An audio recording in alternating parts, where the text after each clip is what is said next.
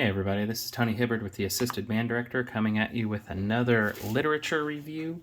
This is the second one that I've done from this curtain up, so if you've missed the first one, I'll put the link below. The first one that I did was Synergy March by William Owens. The one I'm going to do today is Midnight Mission by Brian Balmages. And again, another plug for this curtain up series. They've got, this is the grade half, they have a grade 1 and a grade 1.5. So each one gets progressively more difficult, and all of these pieces I have performed before, and they're all great pieces.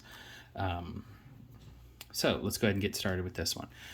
This piece is a major teaching piece for me. When I'm doing the method book, I do not teach dynamics or any kind of articulation when it comes up in the book. I just want them playing full sound, full length on everything. And then this is the piece that I use to start to introduce dynamics and articulations.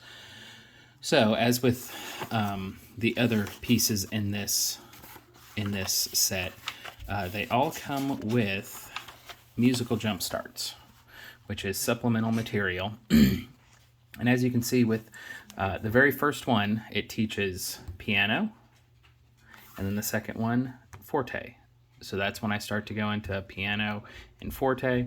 And this first one, everything is staccato. So I go through on how I teach staccato, and then this is how we practice it. And then I teach staccato first, and then I teach dynamics second. I don't do them both at the same time. And then with number 2, everything's forte and everything's connected for the first part of it, first 4 measures. And then the second 4 measures, we go right back to that style from the first one. We're just adding now eighth notes. And it's really a challenge for your first or second year players to separate this while changing eighth notes in the eighth note pairs and not speeding it up. And then we've got a nice crescendo here and then a forte ending. So in just 2 musical jump starts, you've got the supplemental material to go over piano and forte, a crescendo, and staccato. So that's where I start. I always make sure that those are in good shape before I do anything else. So going back to the beginning here, once again, this is Midnight Mission by Brian Balmages, and it's got this is actually one of 3 movements, because right here it says from the Midnight Suite.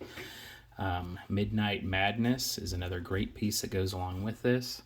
And then there's also Midnight Sky, which is a lyrical piece that the musical jump starts are all chorales. So it really teaches your beginner ensembles how to play chorales.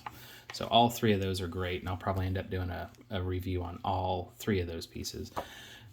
But really quick, going back to the instrumentation, 1 flute part, 1 clarinet part, 1 alto, 1 horn, pretty much one of everything.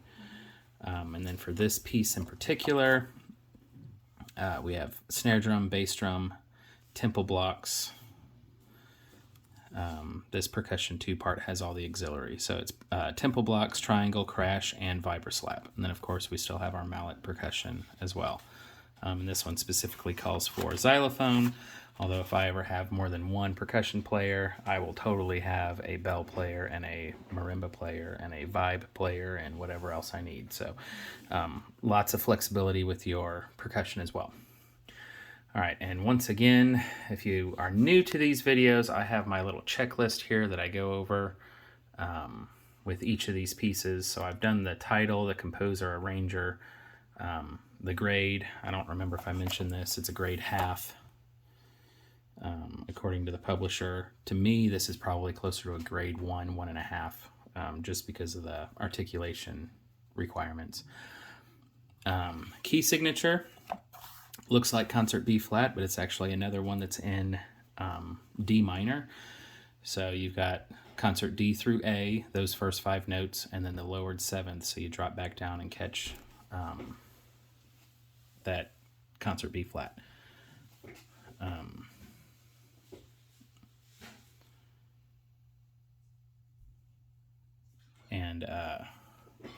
Something didn't sound right there.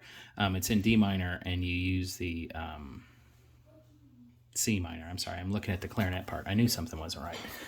It is in C minor, so you have C, D, E flat, F, G, and then you drop down and you catch the B flat for the lowered 7.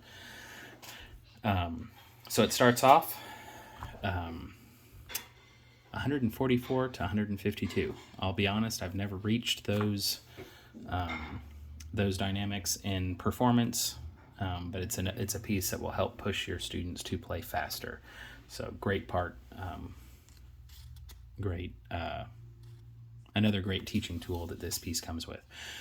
The roadmap, they're straightforward, no repeats, nothing like that, pretty straightforward.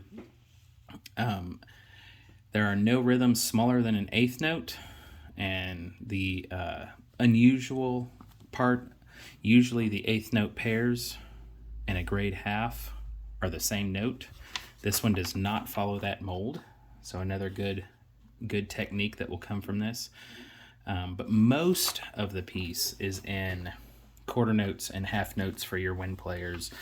The percussion parts do not go smaller than a quarter note, but it does have lots of flams here for your percussionists to start working on and building up that rudimental foundation as well.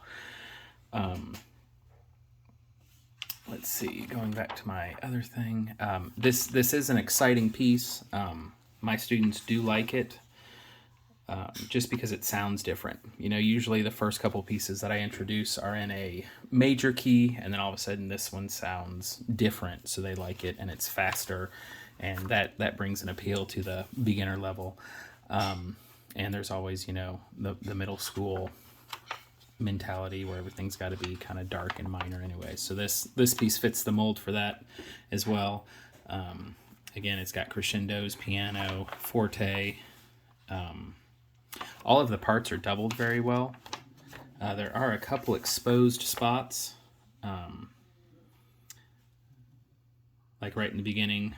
Most beginner classes do not have a tenor saxophone. So if you're one of those groups, you know, the clarinets kind of started off with some mallet backup.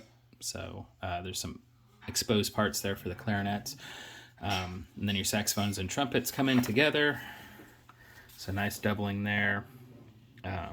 And then at 11 is kind of when the full band comes in. Again, we've got doublings across the brass and woodwinds.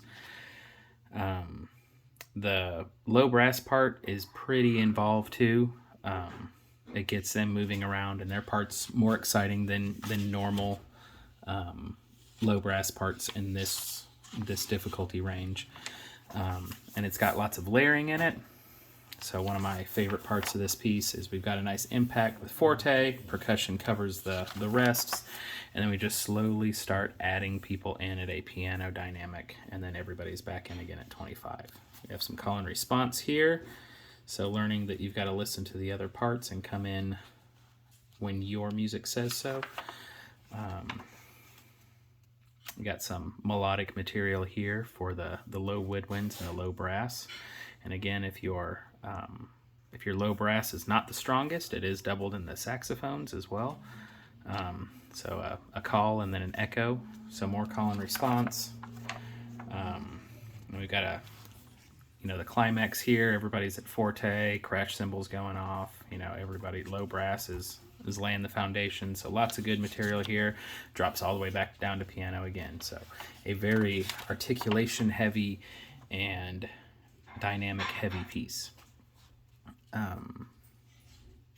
But that will pretty much wrap up this. Again, look for my videos. I'm going to do the other 2 pieces in the Midnight Suite at some point. I've got a long list of pieces that I want to review for you guys, for those that are looking for new material. So once again, this was Midnight Mission by Brian Balmages. And it was in this whole curtain up thing. So if you want to save some money, you can get all 4 of these. When I bought this, I think it was $100 for all 4 pieces. So $25 a pop, not a bad deal at all. So if you've made it this far, make sure you like and subscribe if you haven't already. and make sure that you pass the word on this. All of my